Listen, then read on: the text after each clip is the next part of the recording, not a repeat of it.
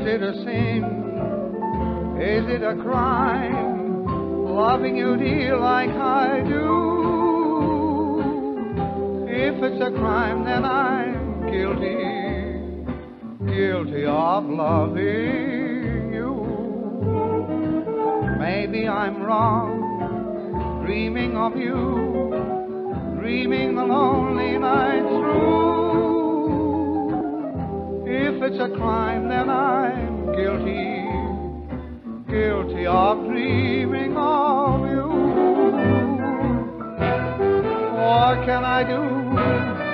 What can I say after I've taken the blame? You say you're through, you'll go your way, but I'll always feel the same. Maybe I'm right, maybe I'm wrong, loving you, dear, like I do. If it's a crime, then I'm guilty of loving you.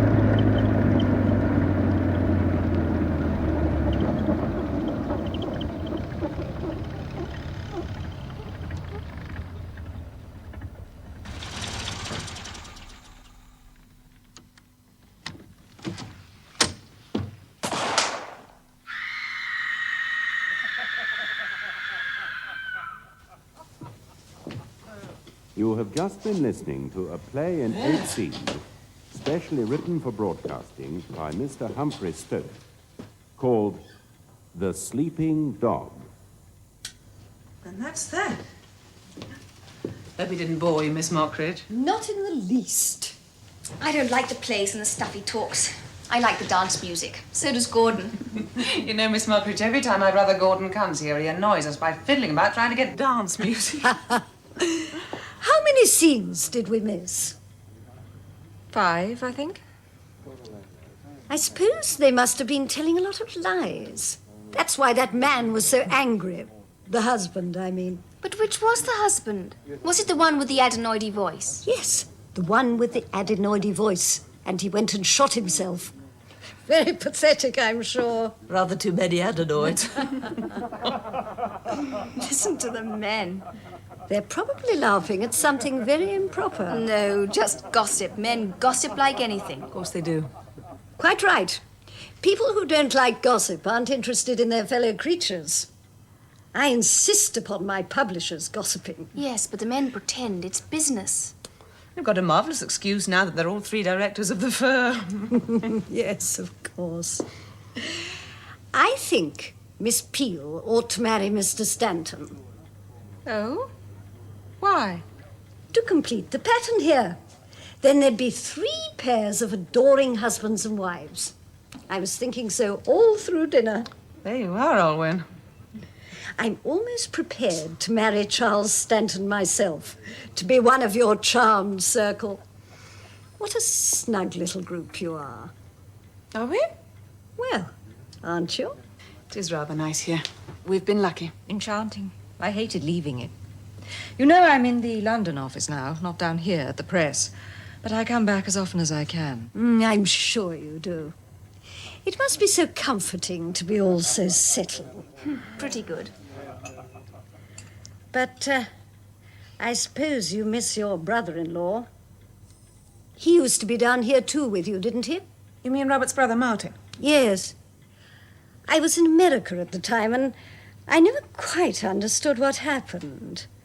Something rather dreadful, wasn't it?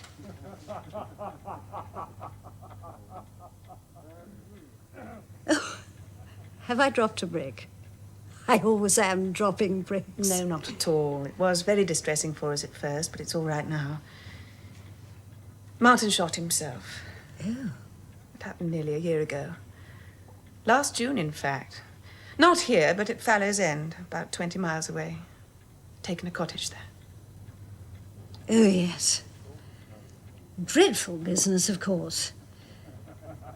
I only met him twice, I think. I remember I thought him very amusing and charming. He was very handsome, wasn't he? Yes, very handsome.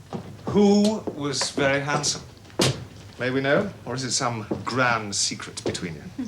Not you, Charles. They were talking about me. Betty, why do you allow them to talk about your husband in this fulsome fashion? Have you no shame, girl? Darling, I'm sure you've had too much manly gossip and old brandy.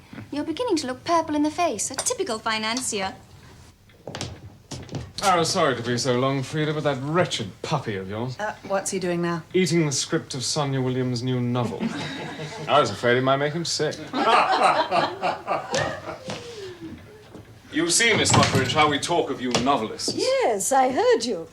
I was just saying what a charming, cosy little group you've made here, all of you. I'm glad you think so. I think you've all been very lucky. Yes, I agree, we have. It's not all luck, Miss Mockridge. You see, we happen to be nice, easygoing people. All except Betty. She is terribly wild. That's only because Gordon doesn't beat her often enough.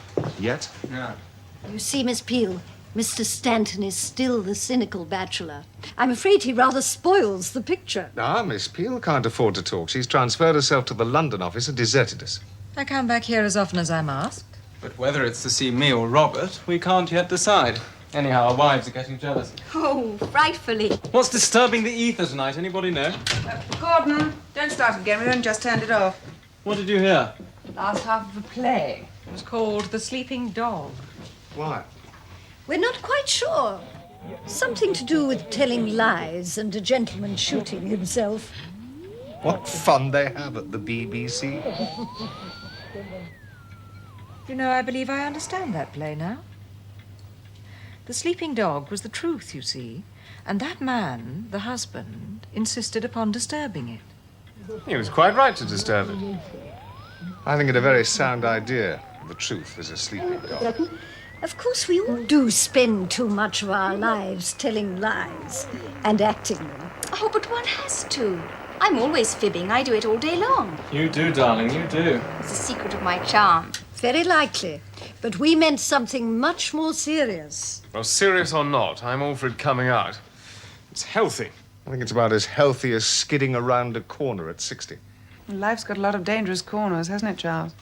It can have, if you don't choose your route well. To lie or not to lie? What do you think, Alwyn? You're looking terribly wise. Oh, I agree with you. I think telling everything is dangerous. But the point is, I think, there's truth and truth. I always agree to that. Something and something. Oh, shut up, Gordon. Go on, Alwyn. Yes, do go on. Well, the real truth, that is, every single little thing with nothing missing at all, wouldn't be dangerous. I suppose that's God's truth. But what most people mean by the truth and what the man meant in the wireless play is only half the real truth. Doesn't tell you everything that went on inside everybody. Simply gives you a whole lot of facts that happen to have been hidden away and were perhaps a lot better hidden away. Rather treacherous stuff. Yes. Like the muck they drag out of everybody in the law courts. Where were you on the night of the 27th of November last? Answer yes or no. I'm not convinced, Miss Peel. I'm ready to welcome what you call half the truth. The facts. So am I. I'm all for it. You would be, Robert. What do you mean by that, Frida? Anything, nothing. Let's talk about something more amusing. Who wants a drink? Drinks, Robert. Cigarettes? Oh, this one's empty. There's some in here. Miss Mockridge. Not for me, thanks. Cigarette? No, thank you. Alwyn, cigarette. Oh, I remember that box. It plays a tune at you, doesn't it? Yes, I remember the tune. It's the wedding march, isn't it?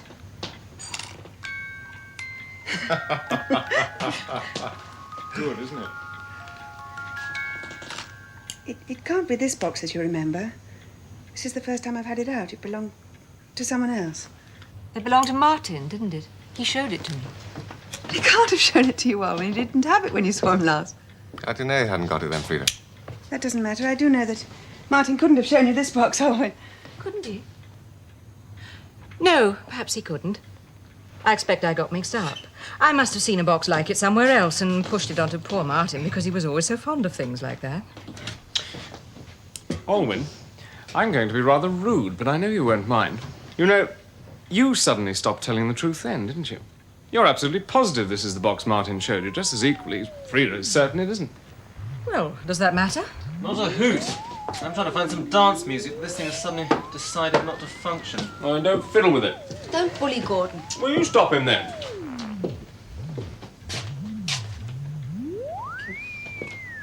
No, I don't suppose it matters, Olin, but after what we've been saying, I couldn't help thinking that it was rather an odd, provoking situation. Just what I was thinking. It's all terribly provoking. More about the cigarette box, please. It's all perfectly simple. No, Frida, I don't think it is all perfectly simple. But I can't see that it matters now.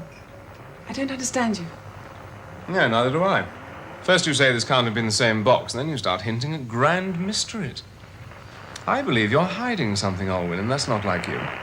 Well, either the box you saw was Martin's or it wasn't. Oh, damn the box. Oh, but it's just I'm sorry, but I hate a box that plays tunes at you like that anyway. Let's forget it. Yes, and Martin, too. He's not here, and we are. We're warm and cozy, such a charming group. Let us mention Martin or think about him. Bad form, he's dead. There's no need to be hysterical about him, Gordon. I would think you owned Martin to hear you talk. Nobody owned Martin. He belonged to himself. Needs some sense. What does that mean? It means that I'm being rather stupid and you're all talking a lot of rot, and I think I'm going to have a headache any minute. Is that all? Isn't that quite enough? So whose box was it then, Olwyn? I wish you wouldn't be so absurdly persistent, Robert. But it's quite simple about the cigarette box. It came to us with some other of Martin's things from the cottage. I put it away, and this is the first time I've had it out. Now, the last time Olwyn was at Fallow's End was that Saturday when we all went over. You remember, the very beginning of June. Gosh, yes. What a day that was. And a marvellous night, wasn't it? That was the time when we all sat out in the garden for hours, and Martin told us all about those ridiculous people he'd stayed with in Cornwall. The hand-woven people. Yes.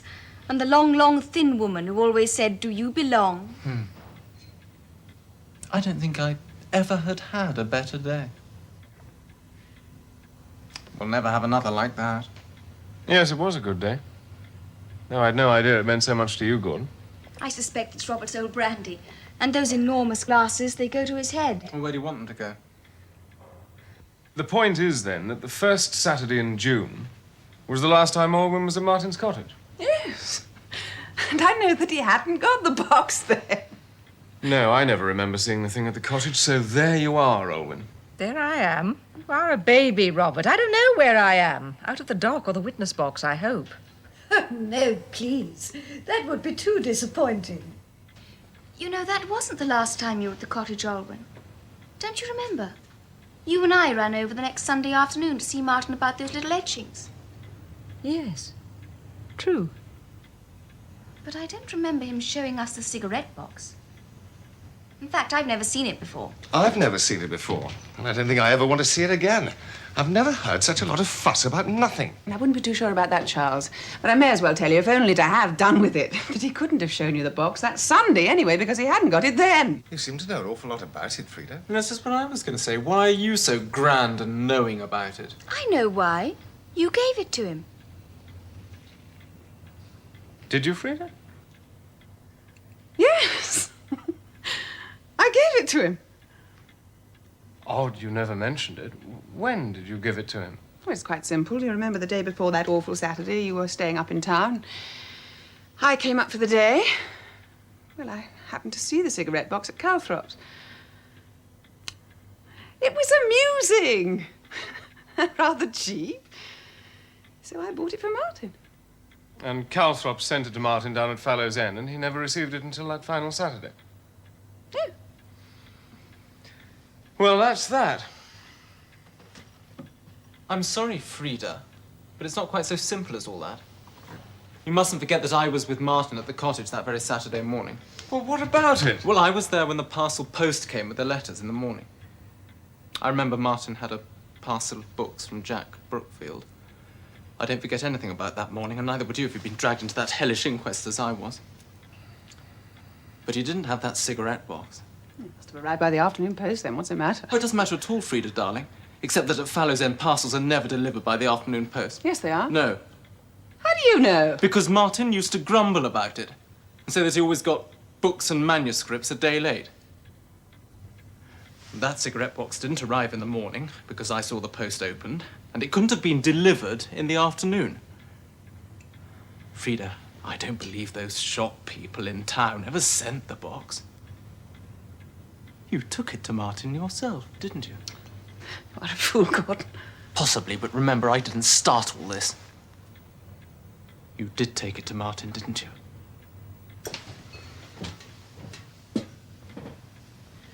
Did you? Well, if you must know, I did. I thought so. But if you went to the cottage after Gordon had left, you must have seen Martin later than anybody. Only a few hours before he shot himself. I did. I saw him between tea and dinner. Then why haven't you said anything about it? Why didn't you come forward at the inquest? You could have given evidence. I could. But what good would it have done? It's bad enough Gordon having to do it. It was hell. If it could have helped Martin, I'd have gone. But it couldn't have helped anybody. You're quite right. They couldn't. Yes, I understand that, but why didn't you tell me? And why did you keep it to... Why have you kept it to yourself all this time? You must have been the very last person to see Martin. Was I? You must have been. What about Olwyn? Olwyn? And the cigarette box. Yes, of course, the cigarette box. Martin didn't get this box until after tea on that Saturday, and Olwyn admitted that he showed it to her. No, she didn't. She said it was some other box, and I vote we believe her and have done with it. No, no, Mrs. Whitehouse. Yes, I do. It's all wrong going on and on like this. I second that. And I don't. Oh, but Robert... No, I'm sorry, Betty, but Martin was my brother, and I don't like all these mysteries, and I have a right to know. All right, Robert, but must you know now? I didn't see the necessity. But then I didn't see why I should have been cross-examined with the entire approval of the company, apparently. But now that it's your turn, Olwyn, I've no doubt Robert will relent. Don't see why you should say that, Frida. I'm sure you don't, Robert. You might as well admit it, Olwyn. That was the box that Martin showed you, wasn't it? So you must have seen him. You must have been to the cottage that Saturday night. Yes, he did show me the box. It was after dinner, about 9 o'clock on that Saturday night. You were there too? Now, this is crazy. First Frida and then you, and neither of you has said a word about it? I'm sorry, Robert, but I just couldn't. What were you doing there? I was worried about something. It was something I'd heard. It had been worrying me for days, and at last I couldn't stand it any longer, so I had to go and see Martin to ask him about it. So I drove over to Fallow's End. I got there just before 9. Nobody saw me go, and nobody saw me leave. You know how quiet that place was. Like Frida, I could see that it would serve no good purpose to come forward at the inquest, so I didn't. That's all. But you can't just dismiss it like that. You must have been the very last person to see Martin. You must know something about it. It's all over and done with. Let's leave it alone. Please, Robert, I'm sure we're boring Miss Mockridge with all this stuff. Oh, no. I'm enjoying it very much. We don't mean to discuss it, do we, Frida? Nothing to discuss. All over. Now, look here, Olwyn, you must tell me this. Had your visit to Martin that night anything to do with the firm? You said you've been worried about something. Robert, please. No, I must know this. Excuse me, Betty. Was it to do with that missing £500? For God's sake, don't drag that money into it. We don't want all that over again. Martin's gone. Leave him alone, can't you? And shut up about the rotten money. Gordon, be quiet. You're behaving like a hysterical child. So sorry. So am I. I beg your pardon. Not at all.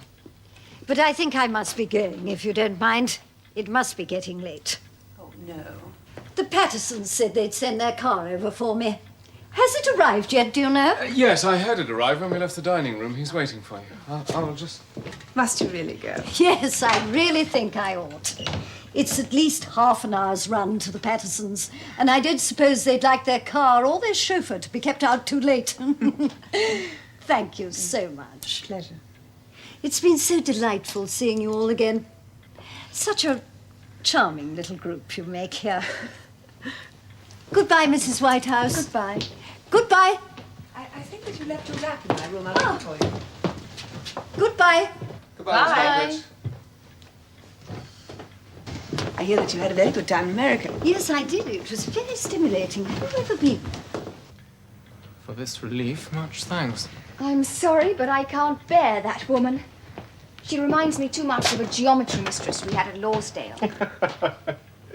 I've always suspected your geometry, Betty. Drink, Gordon. No thanks. I bet she's a gossiper. She is. She's notorious for it. That's why they ought to have shut up. She'll embroider that cigarette box story and have it all over London within a week. She'll probably start a new novel in the morning and we'll all be in it.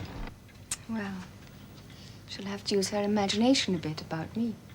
And me. Perhaps she'll invent the most frightful vices for us, Betty. She can't really do much with what she's just heard, you know. After all, why shouldn't Frida have taken Martin a cigarette box, and why shouldn't Olwyn have gone to see him? Yes, why not? Oh, I'd forgotten you were there, Olwyn. Can I ask you something? After all, I don't think I've asked anybody anything so far, have I? You can ask. I don't promise to answer. I'll risk it then. Were you in love with Martin? Not in the least. No, I didn't think you were. As a matter of fact, to be absolutely candid, I rather disliked him. Yes, I thought so. I'll never believe that, Olwyn. You couldn't dislike Martin. Nobody could. I don't mean he hadn't any faults or anything, but with him they just didn't matter. He was one of those people. You had to like him. He was Martin. Gordon literally adored him. Didn't you, darling? Well, he could be fascinating. And he was certainly very clever. I must admit, the firm's never been the same without him. I should think not. How could it be?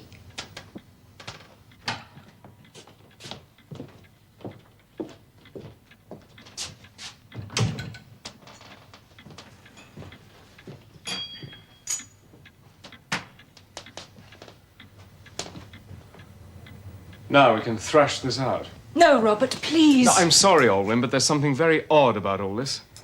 First Frida going to see Martin and never mentioning it, and then you going to see him and not saying a word about it either. You've both been hiding this all along, and I want to get to the bottom of it.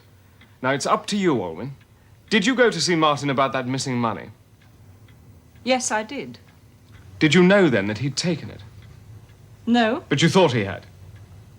I thought there was a possibility he had. You were all damn ready to Gordon, think I that. want to go home now. I'm going to have an awful headache if I stay any longer. I'm going home to bed. Just a minute. I'll take you along, Betty, if Gordon wants to stay home. No, I want Gordon to come along too. I'll come along in a minute. I tell you, I want to go now. Take me home. Why? What's the matter, Betty? I don't know. I'm stupid. All I right, suppose. we'll go. Look, I'm awfully sorry if all this has upset you. I know it's got nothing to do with you You go anyhow. on and on about it. Why can't you leave things alone?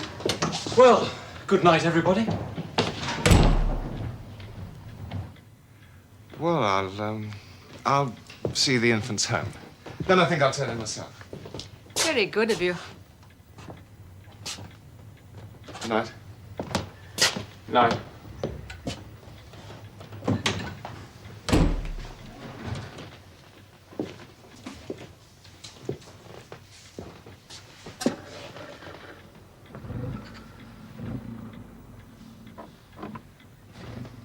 Now, Alwyn, you can tell me exactly why you rushed to see Martin like that. Oh, we're being truthful now, are we? Well, I want to be. And how about you, Frida? Yes. I don't care what's the matter. Odd way of putting it. Is it? You started all this, you know, Robert. Now it's your turn. Will you be truthful with me? Good God, of course I will. I loathe all these silly mysteries. But it's not my turn. I asked you a question you haven't answered yet. Yes, I know you have. But there's something that I have to ask you first. I've been wanting to ask this for quite some time, but I've never had the chance, or I've never dared, and now I don't care. It may as well come out, Robert. Did you take that money?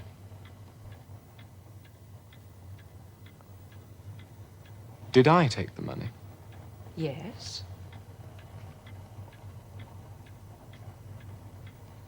Well, of course not. You must be crazy, Alwyn. Martin took it, of course. Surely you must have known that Martin took it. You can't have been thinking all this time that I did. Yes. I have. But why? Damn it all, it doesn't make sense. I might have taken the money. I suppose we're all capable of it under certain circumstances. But never on earth could I have allowed Martin to take the blame for it. How could you think me capable of such a thing? I thought you were one of my dearest friends. Might as well know, Robert. Frida, no. Please. Please. Why not? What's it matter? You might as well know, and how you can be so dense baffles me. Alwyn is not a friend of yours. Of course she is. She's not. She's a woman who's in love with you. She's been in love with you for ages. That's damnably unfair. It's cruel. Cruel. It's not going to hurt you. And he wanted the truth. Let him have it. Alwyn, I'm terribly sorry. Oh, I suppose I've been stupid.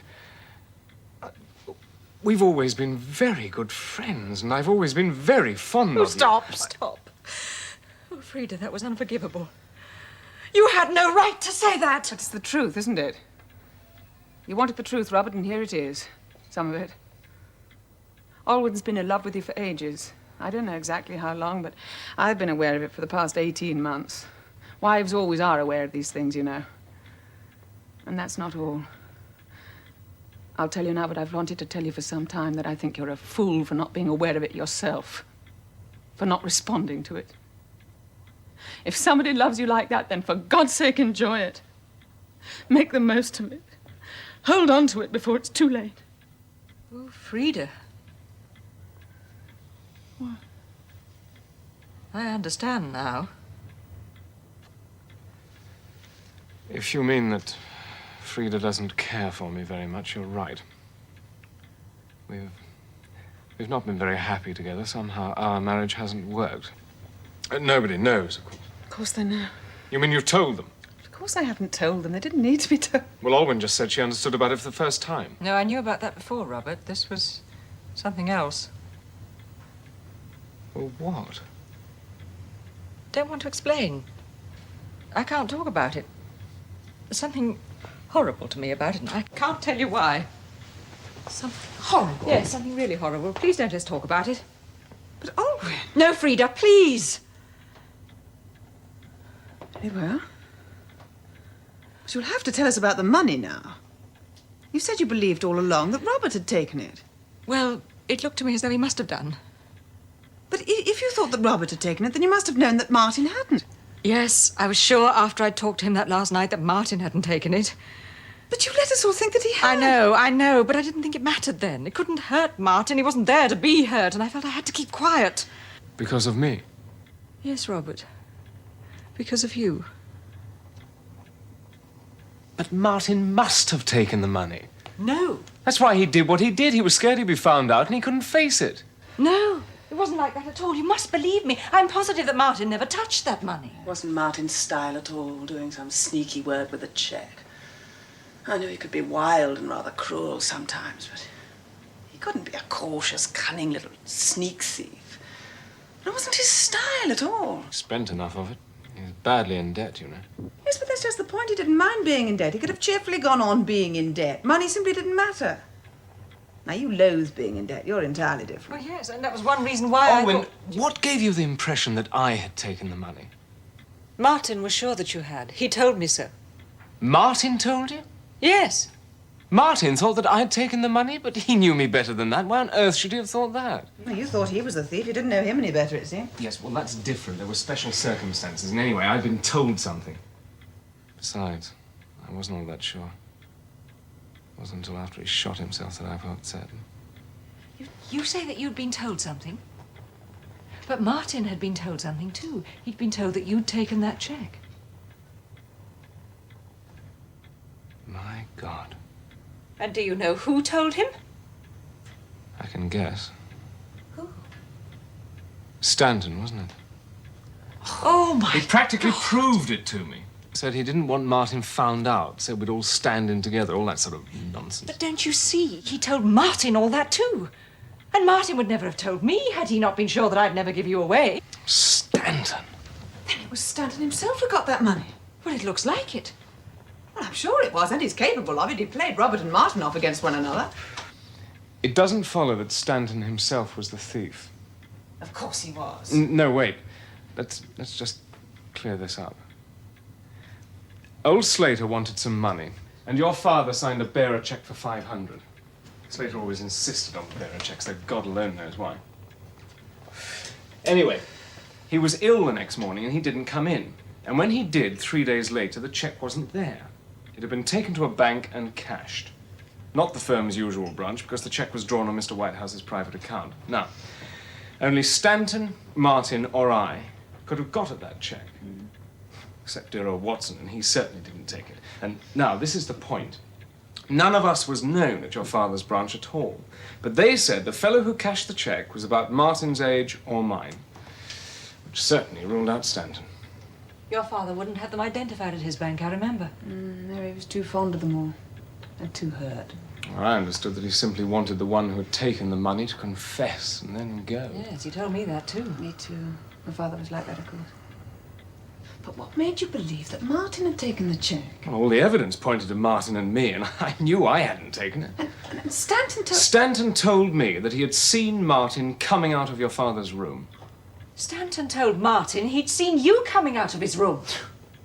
Stanton took that money himself. Well, whether he took it or not, he's got some explaining to do. No wonder he didn't approve of all this business and was glad to be out of it. He got too much to hide. We've all got too much to hide. Well, we'll let some daylight into it for once if it kills us. Stanton's got to explain this. What, now? Yes, tonight. Hello, Chantbury 1-2, please. Are you going to get them back now, Robert? Yes. Hello, is that you, Gordon? Is Stanton still with you? Yes. Well, I want you both to come back here. Yes, more and more of it. It's damned important. Yes, we're all in it. No, of course not. No, we can leave Betty out of it. Yeah.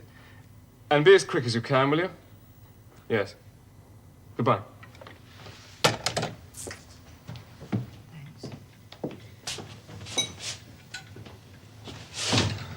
They're coming back. All of them? No, not Betty. She's going to bed. Wise little Betty.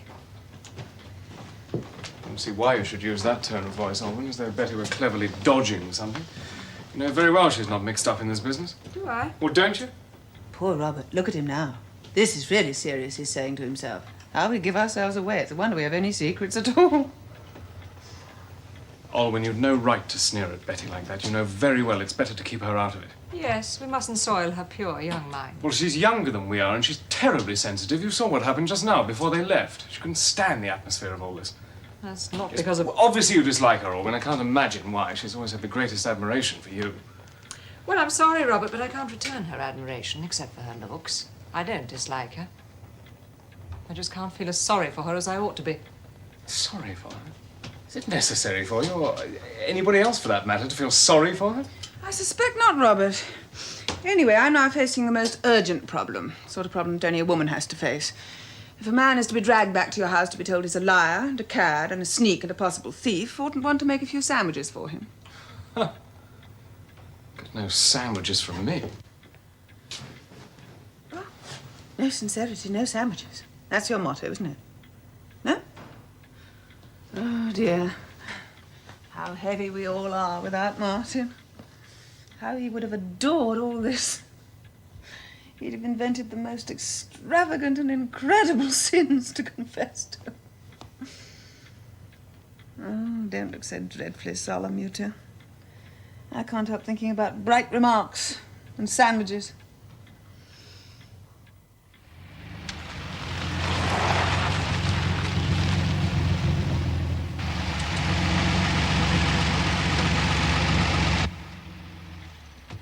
There they are. You'll have to let them in yourself, Robert.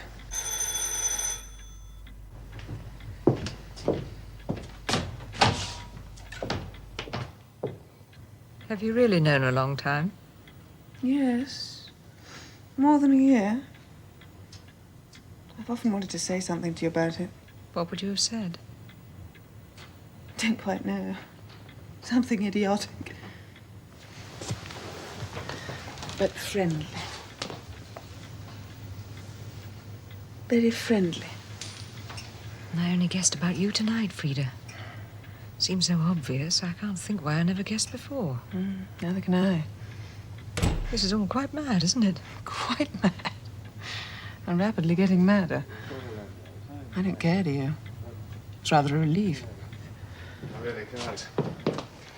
Hello, Frida. Sorry about all this, but it's all Robert's doing. He's insisted on our coming back. Well, I think Robert was right.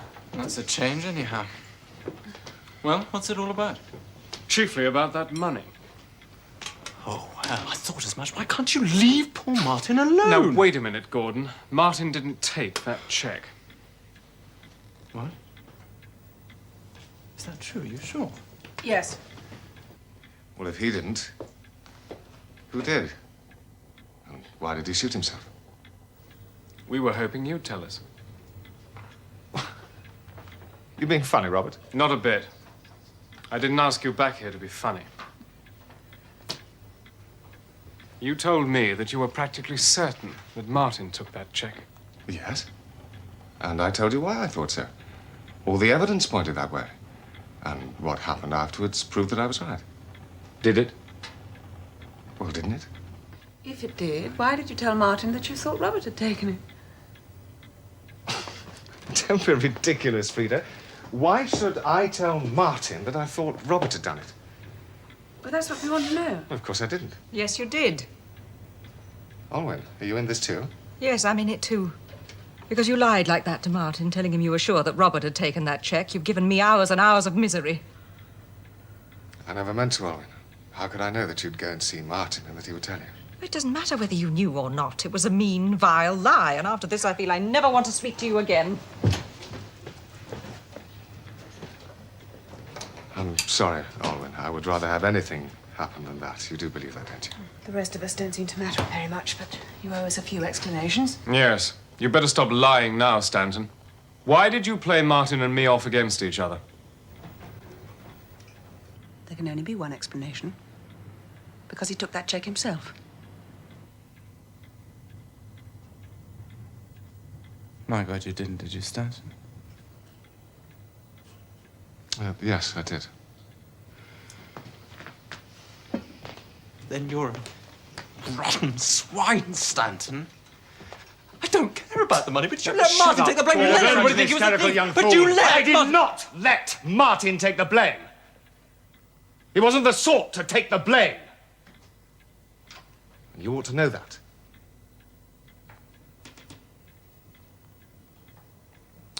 It happened that in the middle of all the fuss about the money, Martin shot himself. You all jumped to the conclusion it was because he had taken the money and was afraid of being found out. I just let you go on thinking it. That's all. You might just as well think he'd shot himself for the money as for anything else. Anyway, he was done with it. He was out of it.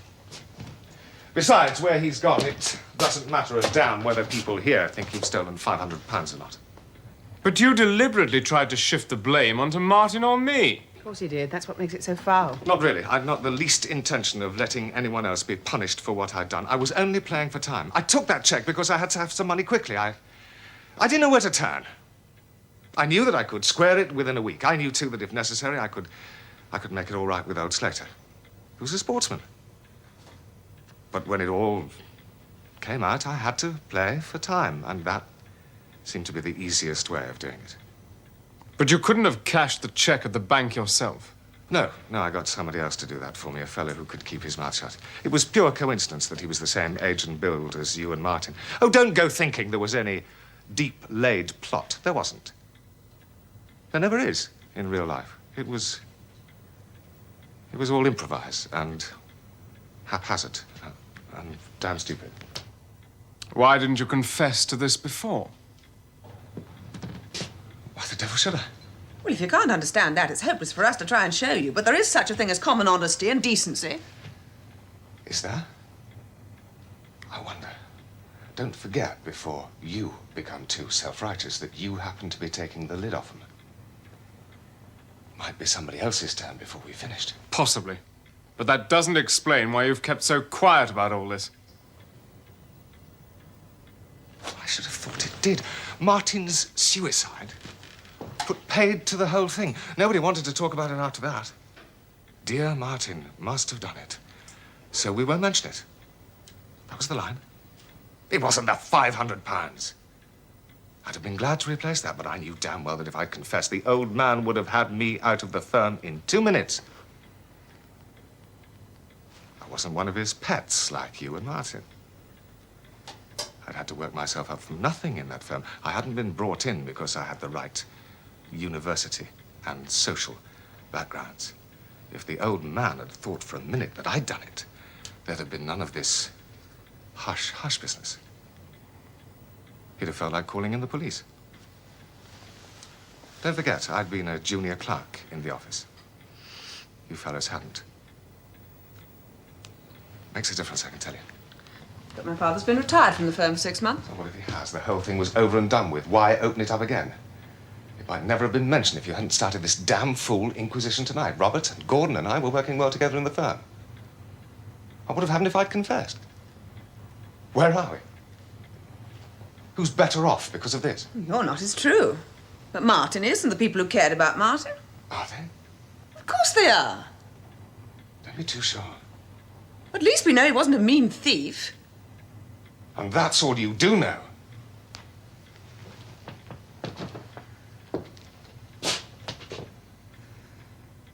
But for all that, he shot himself? You don't suppose he did that for fun, do you? Martin shot himself, and he did it knowing that he hadn't taken the money. So it must have been something else. See what you've started now. Well, what have we started now? You're talking as though you know a lot more about Martin than we did. Perhaps he did it because he thought I'd taken the money. If you think Martin would have shot himself because he thought you'd taken some money, then you didn't know your own brother. Why, he laughed when I told him. It amused him. A lot of things amused that young man. It's true. He didn't care. He didn't care at all. Look here. Do you know why Martin shot himself? No, how should I? Talk as if you do. I can imagine reasons. What do you mean by that? I mean, he was that sort of a chap. He got his life into a mess. I don't blame him. You don't blame him. Who are you to blame or not to blame him? You're not fit to mention his name. You hung your mean little piece of thieving round his neck and tried to poison our memory of him. And now you've been found out and Martin's name is clear of it. You want to begin all over again and start hinting that he was a lunatic or a criminal or something. That's true. The less you say now, the better. The less we all say, the better. You should have thought of that before. I told you as much before you started dragging all this stuff out, but like a fool, you wouldn't leave well alone. Well, at least I've cleared Martin's name. You've cleared nothing. And if you had a glimmer of sense, you'd see it. No, I don't give a damn. You're going to get all you ask for. One of the things we shall ask for is to be rid of you. Do you think we'll stay on with the firm after this? I don't know, and I don't care. You did a year ago. Yes. No, I don't. I can get along better without the firm than they can without me. Well, after this, at least it will be a pleasure to try.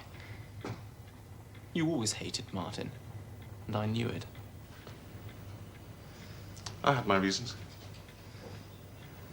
Unlike the White House family, father, daughter, and son, who fell in love with him.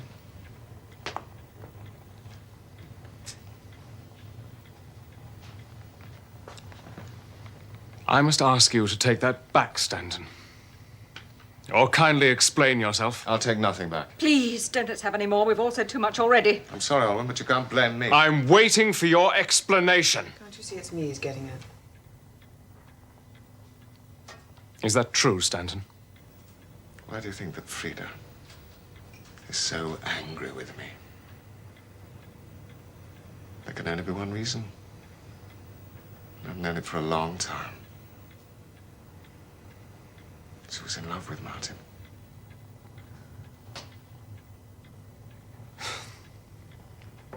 Is that true, Frida? I wouldn't have said it if I hadn't known it was true. Whether she admits it or not is another matter. Frida, is it true? Yes.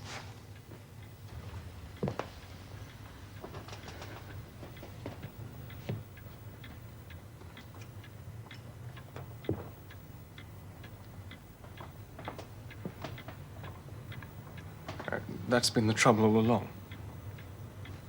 Yes. When did it begin? Ages ago. Before we were married? Yes.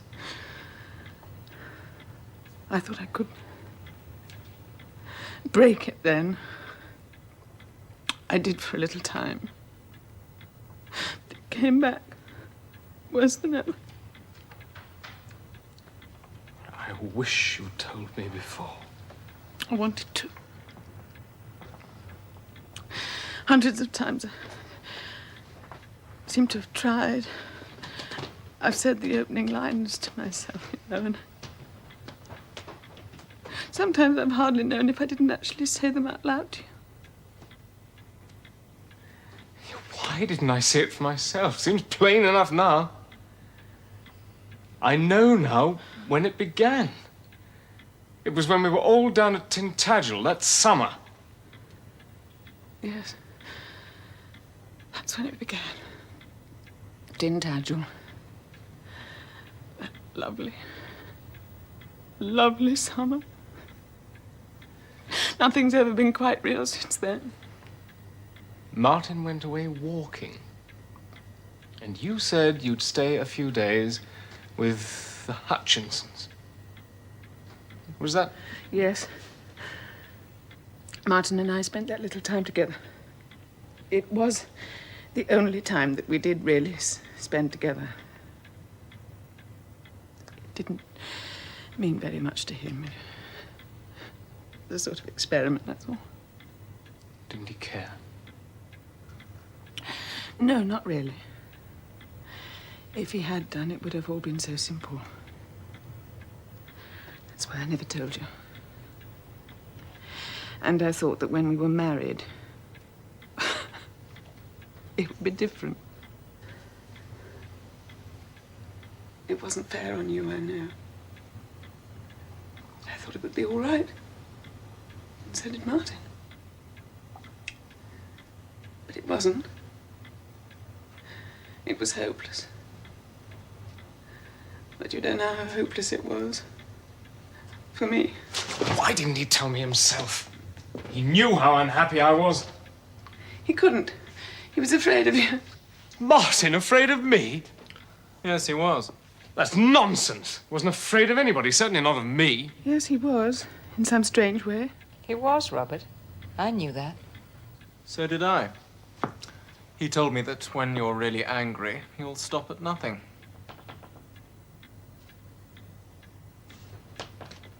I never knew Martin felt like that. Yet it was he who... I wonder why. What was it? It couldn't have been this. No. He didn't care. Oh, Martin. Frida, don't.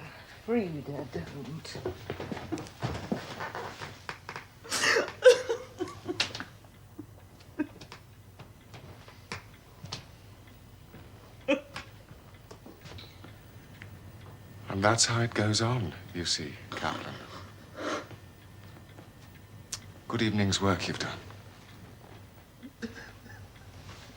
I'm not regretting it. I'm glad all this has come out. I just wish to God I'd known a bit sooner, that's all. What difference would it have made? You couldn't have done anything? Well, at least we'd have known the truth, and then something might have been done about it. I wouldn't have stood in their way. You didn't stand in their way. No, it was Martin himself, you see. He didn't care, as Frida says. I knew he told me about it. He told you? Yes. Frida's brother? Gone, I don't believe you. Why should I lie about it? Martin told me. He used to tell me everything. Rubbish. You thought you were a little nuisance always hanging about him. That isn't true. It is. He told me that Saturday when I gave him the cigarette box. He said then that you'd stayed the night before at the cottage and he'd done everything he could to get rid of you. Frida, you're making this up. Every word about me. I know you are. Martin would never have said that about me. He knew how fond I was of him. And he was fond of me, too, in his own way. He wasn't. You're just saying this because you're jealous. I'm not. You've always been jealous of Martin's interest in me. Gordon, that's simply a disgusting lie. It isn't. It is. He told me himself how tired he was of you hanging about him and suddenly becoming hysterical. Every time he's been mentioned tonight, you've been hysterical. What are you trying to make me believe you are? Jealousy. If you thought I was a nuisance, Martin wouldn't have kept asking me down to the cottage. He was tired of you, pestering him and worrying him all the time. He was sick of women. He told me so. He wanted me to tell you so that you'd leave him alone. You're making me feel sick. Will you just leave me alone? Stop it, both of you! Let them have it out. They might as well now they've started. And I was going to tell you too. Only... then he killed himself. I don't believe it. I don't believe it. Martin couldn't be that cruel. Couldn't he? What did he say to you that afternoon when you took in the cigarette box? Oh, what does it matter what he said? You're just making up these abominable lies. Now look here! I'm not having any more of this! You're like a pair of lunatics screaming at each other like that over a dead man. I understand about you, Frida, and I'm sorry. But for God's sake, keep quiet about it now. As for you, Gordon, you must be tight or something. No, I'm not. I'm as sober as you are. Well, then behave as if you were!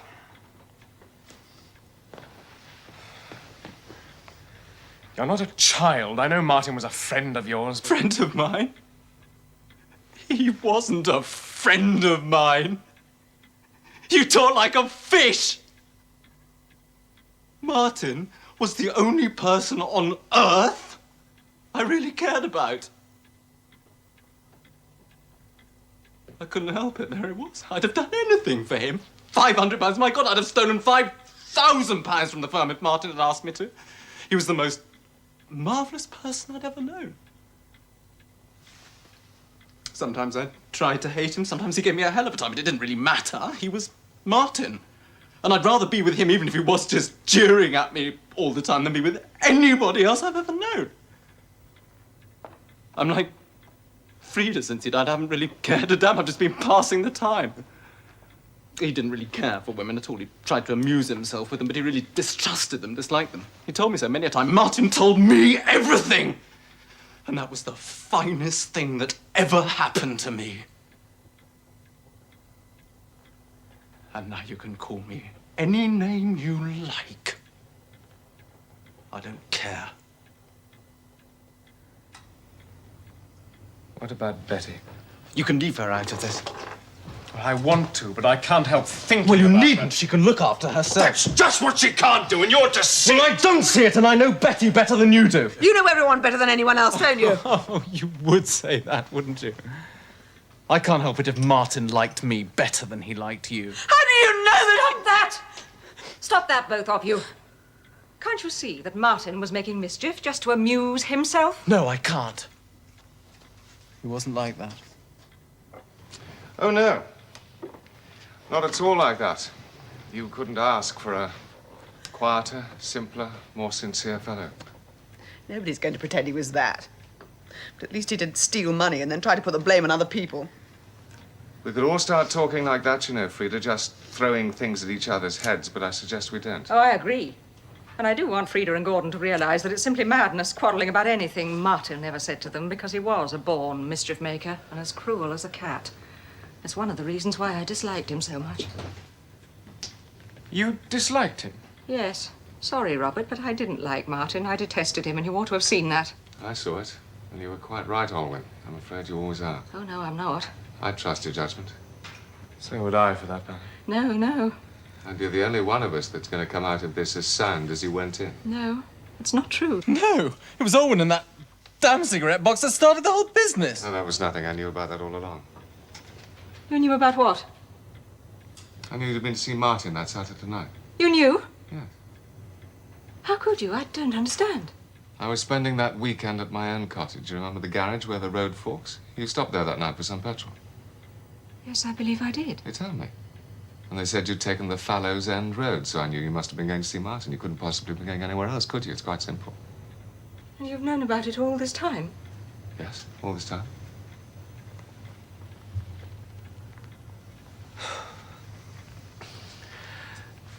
I suppose it's no use asking you, Stanton, why you've never said a word about it.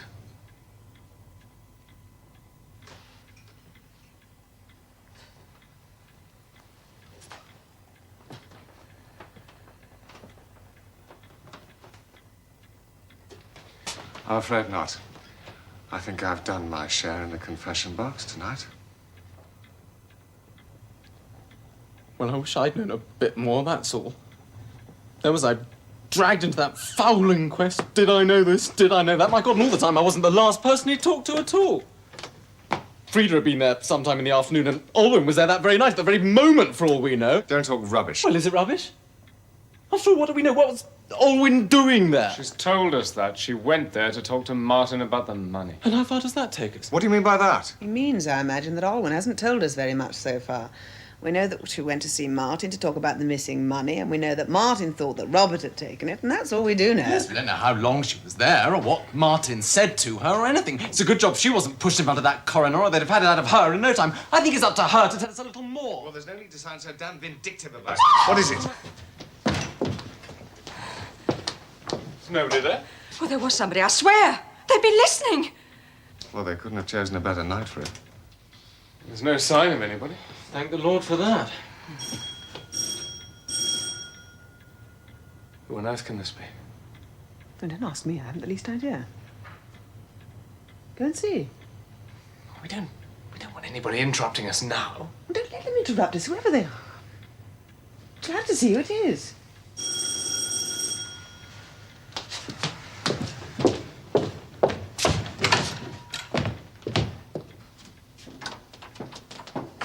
Betty, what on earth are you doing here?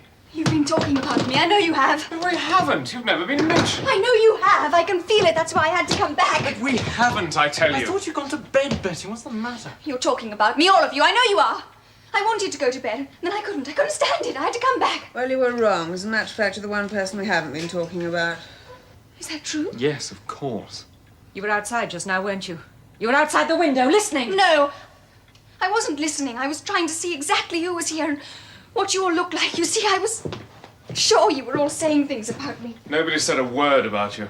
In fact, we wanted to keep you out of it. It's all rather unpleasant. Seeing that Betty's married into one of the families concerned, I think she ought not to be too carefully protected from the sordid truth. Oh, shut up, Frida. Why should I? I thought we were going to see a different Robert now. Yeah, well, after what you've been saying tonight, I can't see that it matters to you how different I may be. Perhaps not, but I still like reasonably decent manners. Then set us an example! Shut up, both of you.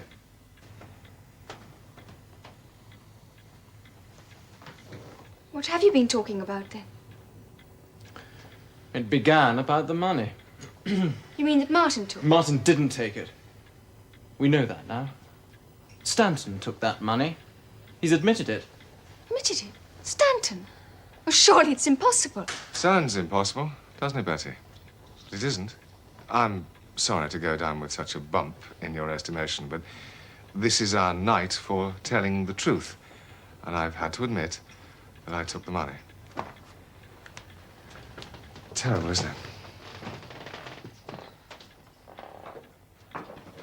What are you trying to say, Stanton? I don't understand. I'm sure you don't, Robert. Do you? Yes, I think so. If Martin didn't take the money, why did he shoot himself? That's what we want to know. Alwyn saw him last of all, that very evening, and she knew he hadn't taken the money. But that's all she's told us. I've told you that he thought Robert had taken it. And that was enough in the state that he was in to knock him clean off his balance. All that stuff about his being amused is absolute nonsense. That was just his bluff. Martin hated anybody to think that he was moved or alarmed by anything. That's true. And he depended on me. He used to laugh a lot at me, but he depended on me. You've told me yourselves that he was secretly rather frightened of me. Well, it was because he had a respect for me. He thought that I was the solid, steady one. I tell you, it must have been a hell of a shock to him. I don't think it was, Robert. Neither do I. Yes, but neither of you knew him as I did. Look, what is the point of talking? He was in a wretched state, all run down and neurotic, and when he heard that I'd taken the check, he must have felt there was no one left he could depend on. He'd probably been brooding over it day and night. He was that sort. He wouldn't let you see it, Olwyn, but it would be there all the time, giving him hell. What a fool I was. You? Yes. I should have gone to Martin and told him exactly what Stanton had told me. If this is true, then the person really responsible is Stanton. Yes. That's rubbish. Don't you see what you did? No, because I don't believe it. No, because you don't choose to, that's Oh, all. talk sense. Can't you see that Martin had his own reasons? No. What drove Martin to suicide was my own stupidity and your damned lying, Stanton. Oh. I'm sorry, Betty, this has got to be settled You're once none and of you for in a all. state to settle anything. Now listen to me. Drop it, You've got man. to I will never forgive you for telling Martin what you did. By God, I You've won't. got it all wrong. He hasn't, you rotten liar. Oh, get out. You made Martin shoot himself. No! Martin didn't shoot himself. I shot him. Oh, that is ridiculous, Olwyn. Is this your idea of a joke? I wish it was. She means it. You mean she murdered him? Olwyn, you might as well tell us exactly what happened. It was an accident, wasn't it? Oh, yes, it was. Really an accident. I'll tell you what happened. I'll tell you the complete truth. I won't hide anything, I promise. I think we'd all better tell everything we know now. Really speak our minds. I agree. Olwyn, wait. Just water.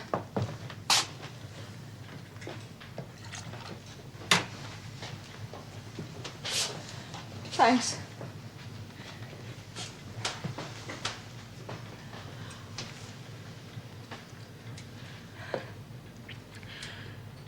I went to see Martin that Saturday night, as you know, to talk to him about the missing money. Your father had told me about it. He thought either Martin or Robert must have taken it. I gathered it was more likely Robert. So I went to see Martin. I didn't like him. And he knew it. But he knew, too, how I felt about Robert. He believed that Robert had taken the money, and he wasn't a bit worried about it. Sorry, Robert, but he wasn't. I hated him for that. He was rather amused in his malicious way. The good brother fallen at last, that sort of thing. I can believe that. I hate to, but I know he could be like that. He was that day. You found that too? Yes. He was in one of his worst moods. He could be so cruel. I've never seen him as bad as he was that night. He really wasn't sane. Sorry, Robert. I didn't want you to know all this, but there's no help for it now.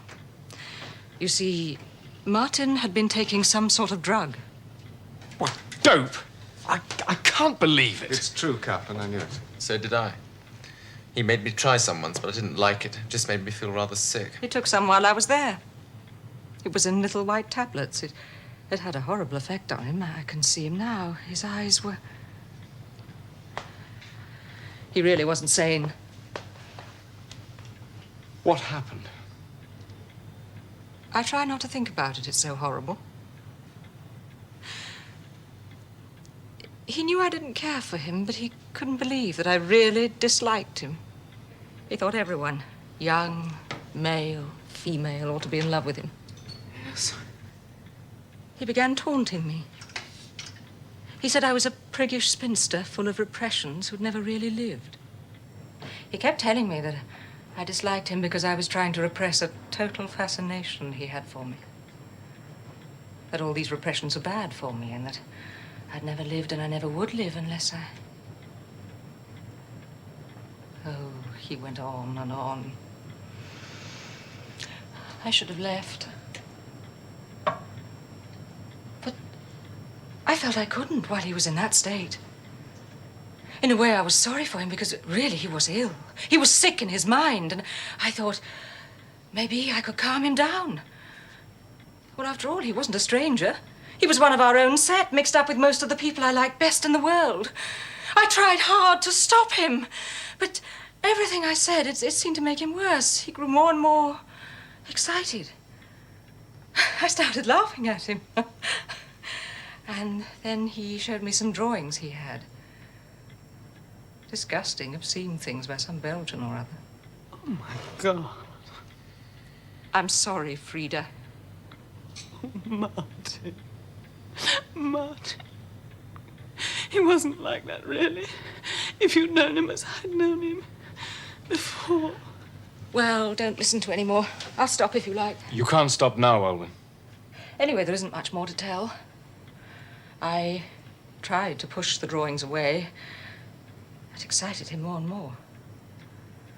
He kept shouting at me, telling me to take off my clothes. And I told him not to be a fool and that I was going. But then he got between me and the door. He was shouting something about danger, terror, love. He was standing there and he had a revolver in his hand. Oh, he wasn't threatening me with it, or himself. I didn't even believe it was loaded. But by this time I'd had more than enough, and I told him, get out of my way. When he wouldn't, I tried to push him. Then we struggled. We really fought. He was tearing up my clothes, and I grabbed him by both hands, and the revolver went off. Oh, it was so horrible. I've tried, and I have tried to forget it. I was in such a panic. If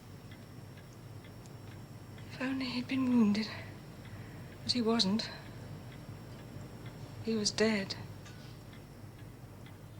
Yes, you needn't tell us.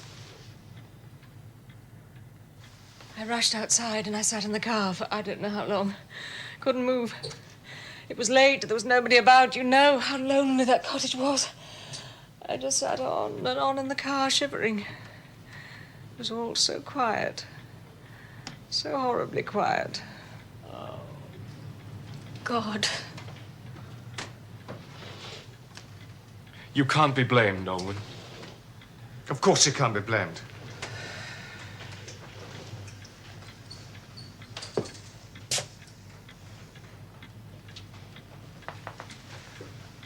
And there must never be a word spoken of this. Not to anybody. We must all promise that. It's a pity we can't all be as cool and businesslike about this as you are, Stanton. I don't feel very cool and businesslike, but perhaps it's not as big a surprise to me as it is to you. I guessed long ago that something like this must have happened. But it looked so much like suicide. It never seemed to me to be anything else. I can't see how you could have guessed. I went over there early next morning. The postmistress at Fallow's End rang me up. I was there before anybody but the village constable and the doctor. And I spotted something that they'd missed. I've kept it with me ever since. Let me see.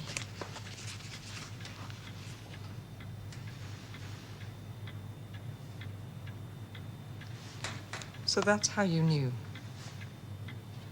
Yes, that's how I knew. Why didn't you say anything? I can tell you that.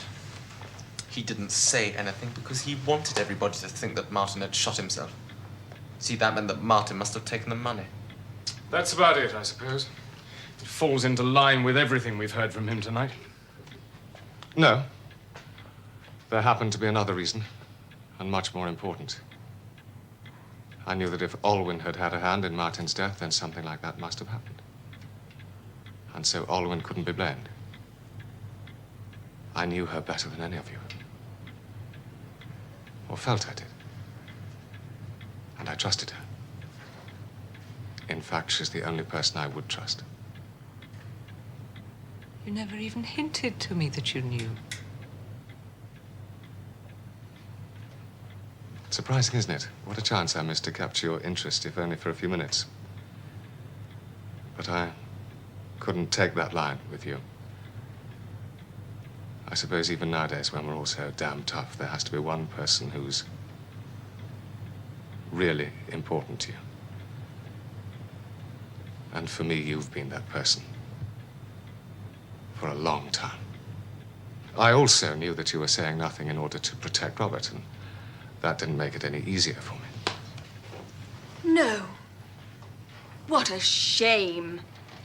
But what a fine, romantic character you are, aren't you? Betty, you don't understand. How could she? You know, I nearly did take you into my confidence, and it might have made a difference, but I chose a bad moment. Why? When was this? Tell me. That night?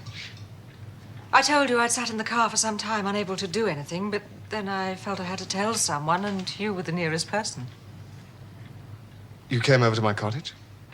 It was about 11 o'clock. I left the car at the bottom of that narrow lane, and I walked up to your cottage. You walked up to the cottage? Yes. I walked right up and saw enough to set me walking straight back again. I think that put the final touch to that night. Since when I've never felt the same about people. I know, I'm stupid, but I can't help it. And you must all have noticed that I'm completely off country cottages. Yes, I think even Betty has noticed that. What's the matter, Betty?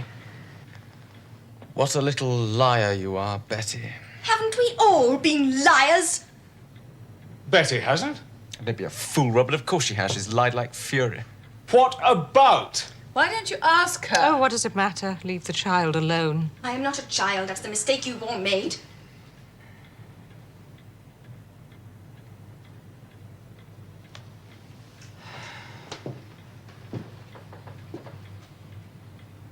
Not you and Stanton.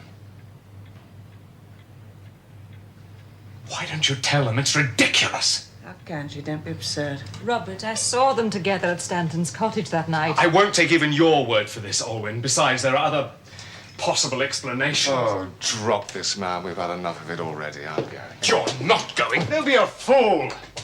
It's no business of yours. That's where you're wrong, Stanton. This is where Robert's business really begins. I'm waiting for an answer, Betty. What do you want me to say? Were you with Stanton at his cottage? Yes. Were you his mistress? Yes!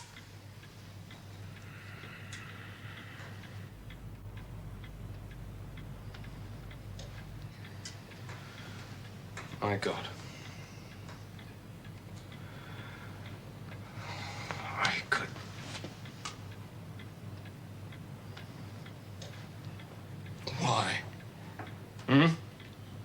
God's name?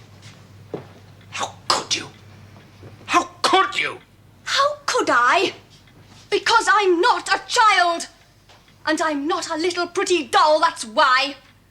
You would drag all this out, and now you can damn well have it. Yes, I stayed with Stanton that night, and I've stayed with him other nights. And he's not in love with me, and I know it. And I'm not in love with him. I wouldn't marry him if I could. But I'd got to make something happen. Gordon was driving me mad. If you want to call someone a child, then call him one, for that's all he is. This damn marriage of ours that you've all got so sentimental about is the biggest sham there's ever been. It isn't a marriage at all.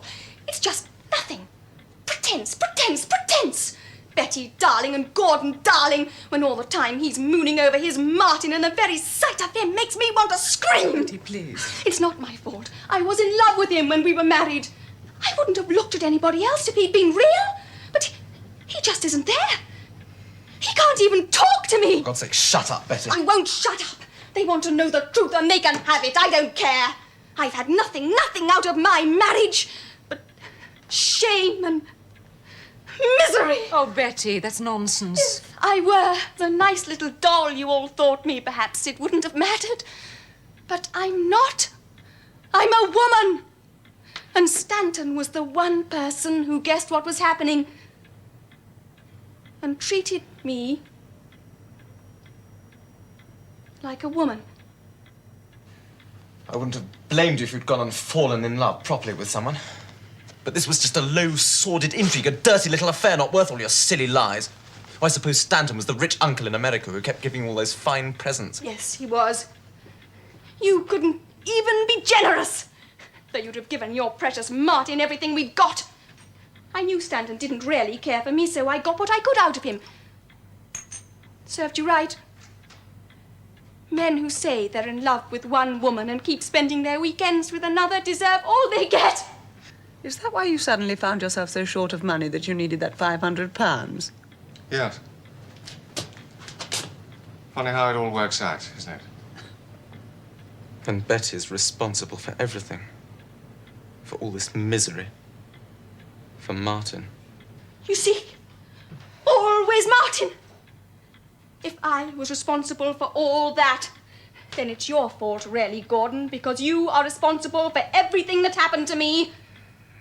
You ought never to have married me. I didn't know. It was a mistake. We seem to make that sort of mistake in our family. I ought to have left you long before this. That was my mistake, staying on. Pretending to be married to someone who wasn't there. Simply dead. Yes, I think I am dead.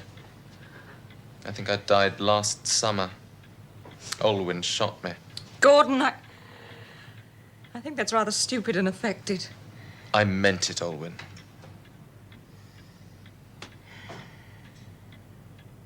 I started this tonight. Well, I'll finish it. Betty.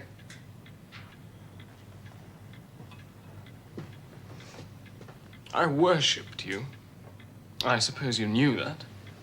If you didn't, she must have been very dense. I'm talking to Betty. Did you know? Yes. But I didn't care very much. No, well, why should you? Because I knew you weren't in love with me. You didn't know me. You were only worshipping somebody you'd invented who looked like me. And that isn't the same thing at all. I didn't do anything about it because I thought that you and Gordon were happy together. Yes. We put up a good show, didn't we? Yes, we did. What would have happened if we'd gone on pretending like hell to be happy together? Nothing. No. If we'd gone on pretending long enough, I believe we might have been happy together sometimes. It often works out like that. Never. Yes, it does. That's why all this is so wrong, really. All these half-truths. All it does is blow everything up. It's not civilized. I agree. You agree? You're a thief, a liar, and a filthy, cheap seducer, and I, for one, never want to set eyes on you again. At least I'm not a fool. You wanted the truth. You've got it. But a fool lives in a fool's paradise. And having blown it to pieces, all your own doing, you're busy building yourself a fool's hell to live in. Alwyn was right.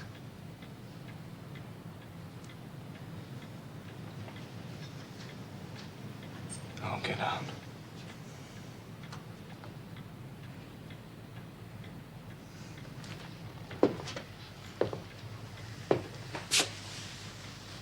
Good night, Alwyn.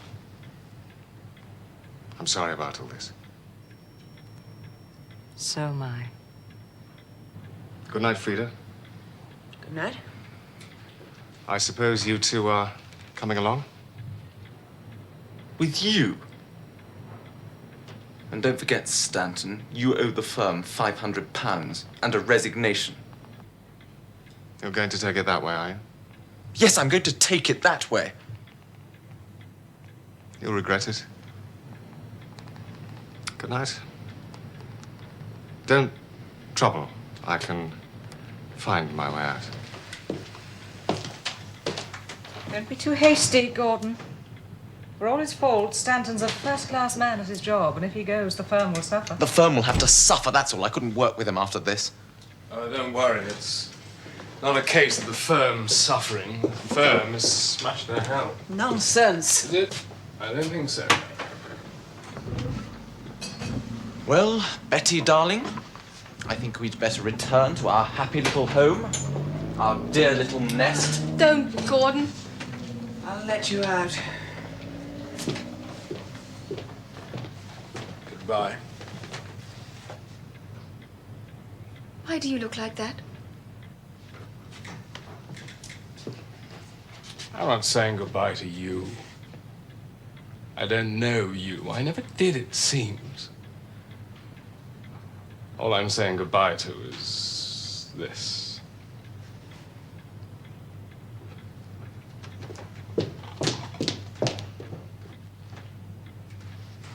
Robert, please don't drink any more tonight. I know how you feel, but it'll only make you worse. Really, it will. What does it matter? I'm finished anyway. Oh, Robert, I can't bear to see you like this. I'm sorry, Alwyn. I'm truly sorry. You're the only one who's really come out of this.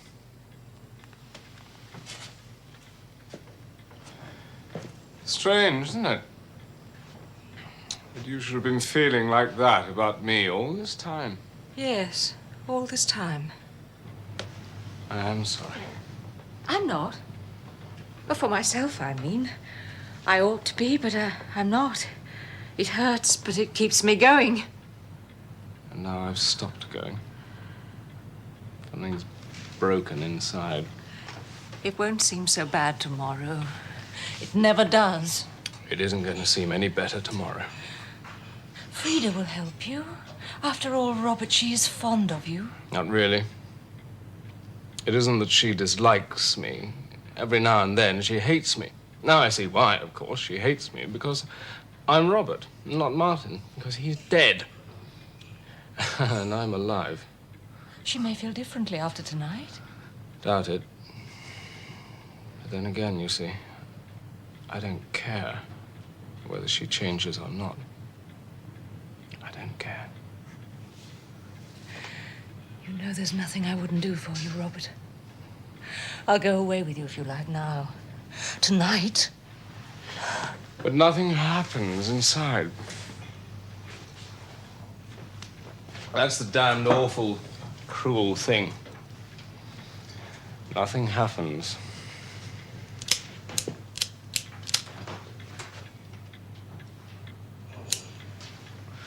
All hollow. Empty. I'm sure it isn't at all the proper thing to say at such a moment, but the fact remains that I feel rather hungry. What about you, Alwyn? You, Robert? Or have you been drinking too much? I've been drinking too much. Well, it's very silly of you. You did ask for it all. Oh, I asked for it. And I got it. I don't think you minded very much until it came to Betty. Not true. I know you think so, but as more and more of this rotten stuff came out, so more and more I came to depend on Betty as someone who represented some lovely quality of life. I've known for some time, of course, that you were getting very sentimental and noble about her. I've also known about Betty. And I've often thought of telling you. Well, I'm not sorry you didn't. Well, you ought to be. Why? That sort of self-deception is rather stupid. What about you and Martin? I didn't deceive myself. I knew everything. Or nearly everything about him. I wasn't in love with somebody who wasn't really there. Somebody I'd made up. Well, of course you were. You all are. Well, it's not so bad then. You can always build up another image for yourself to fall in love with. No, I can't. That's the trouble. I've lost the capacity. I've run out of the stuff that creates beautiful illusions. Then you must learn to live without illusions. Can't be done. Started life too early. They're breeding people now who can live without illusions, but I can't do it.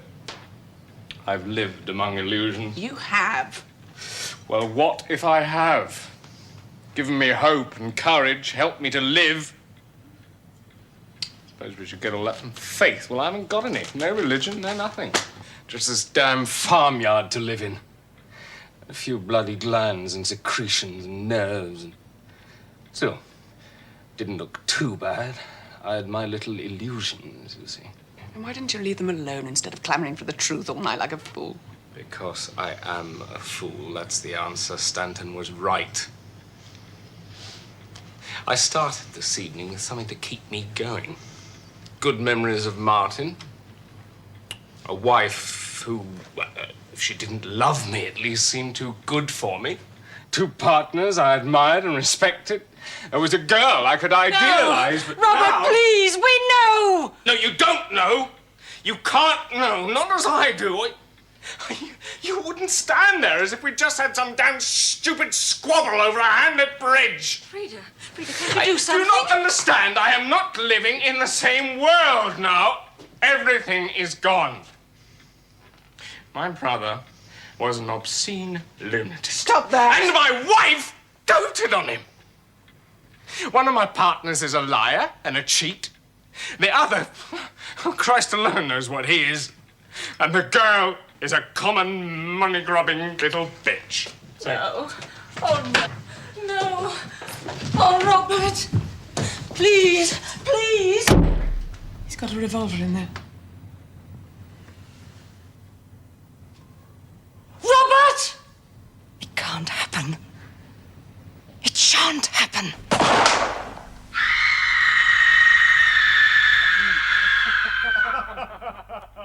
You have just been listening to a play in 8 scenes, specially written for broadcasting by Mr. Humphrey Stote, called The Sleeping Dog. And that's that. I hope it didn't bore you, Miss Mockridge. How many scenes did we miss? 5, I think. I suppose they must have been telling a lot of lies in those scenes. That's why that man was so angry. The husband, I mean. Listen to the men. What a snug little group you are. But I suppose you miss your brother-in-law. He used to be down here too with you, didn't he? You mean Robert's brother, Martin? Yes. Oh, dear. Have I dropped a brick? I always am dropping bricks. No, not at all. It was very distressing for us at first, but it's all right now. Martin shot himself. Oh. Yes. Dreadful business, of course. He was very handsome, wasn't he? Yes, very handsome. Who was very handsome? May we know? not you, Charles. They were talking about me. Betty, why do you allow them to talk about your husband in this fulsome fashion? Have you no shame, girl? Darling, I'm sure you've had too much manly gossip and old brandy. Oh, sorry to be so long, Frida, but it's that wretched puppy of yours. Oh, dear. What's he up to now? Trying to eat the script of Sonia Williams' new novel. I was afraid it might make him sick. You see, Miss Mockridge, how we talk of you novelists. Yes, I heard you. I've just been saying what a charming, cosy little group you've made here, all of you. I think you've all been very lucky. Oh, it's not all luck, Miss Mockridge. You see, we happen to be nice, easygoing people. All except Betty. She's terribly wild. That's only because Gordon doesn't beat her often enough. Yet. You see, Miss Peel, Mr. Stanton is still the cynical bachelor. I'm afraid he rather spoils the picture. What's disturbing the ether tonight? Anybody know? Gordon, don't start it again. We've only just turned it off. What did you hear? Last half of a play. It was called The Sleeping Dog. Why? We're not quite sure, but it ends with a gentleman shooting himself. What fun they have at the BBC. Shots and things. You know, I believe I understand that play now. The sleeping dog was the truth, you see, and that man, the husband, insisted upon disturbing it. He was quite right to disturb it. I think telling the truth is about as healthy as skidding around a corner at 60. Life's got a lot of dangerous corners, hasn't it, Charles? It can have, if you don't choose your route well. Let's talk about something more amusing. Who wants a drink? Drinks, Robert. Cigarettes? Now, this one's empty. There's some in here. Miss Mockridge. Not for me, thanks. Cigarette? No, thank you. Oh, cigarette. Oh, I remember that box. It plays a tune at you, doesn't it? Yes, I remember the tune. Wait a minute. Listen to this. Oh, I adore that tune. Can't we talk it over? What? Can't we talk it over? Actually, I know this on my kids' Well, perhaps a little bit. Oh, and you can't refuse. Not that I've already been turned down. Nights that we've known, can't we talk it over? Before it's over, before you whisper goodbye forever, let's talk it over, dear.